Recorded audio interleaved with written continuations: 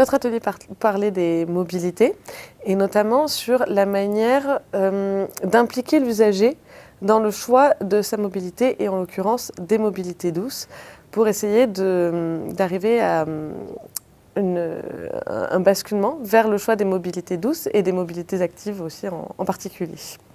Du coup, d'abandonner l'automobile pour essayer de se diriger vers des mobilités plus durables et comment on met l'usager au centre de ce choix et comment on impulse ce changement. Les problématiques ont été abordées notamment sous l'angle des freins et des leviers à ce changement de choix. Je pense que le frein qui a sollicité le plus de réactions au sein de cet atelier, ça a été celui de l'habitude. Au-delà, bien sûr, des problématiques d'infrastructure, de sécurisation des trajets, d'aménagement en faveur des mobilités autres que la mobilité en voiture solo.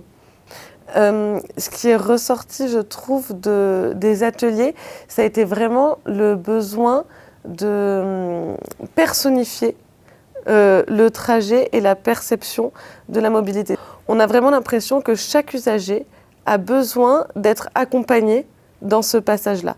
Je pense que c'est aujourd'hui ce qui est le plus ressorti des entretiens. D'ailleurs, on s'est aussi reporté sur la question, on parle souvent du trajet domicile-travail, et comment on accompagne l'usager en prenant en compte chacune de ses contraintes personnelles.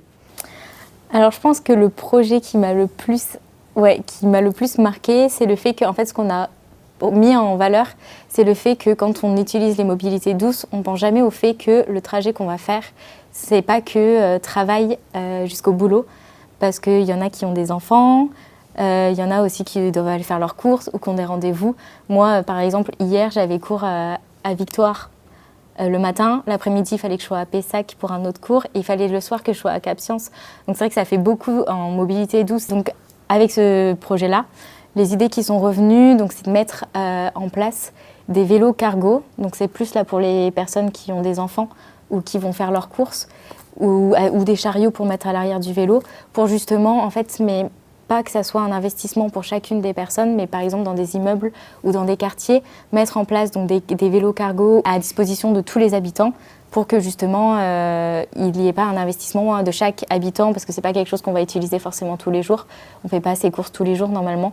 Donc je trouve ça hyper intéressant que ça soit vraiment collectif comme ça, de penser à des solutions, mais en tant que groupe, et j'ai trouvé ça très pertinent. Comme il y avait des personnes très différentes, que ce soit parce qu'il y avait du personnel de l'Université de Bordeaux ou de la Bordeaux Métropole ou même des étudiants, tout le monde avait une solution à amener, mais qui était pertinent aussi pour les autres. C'était pas que personnel.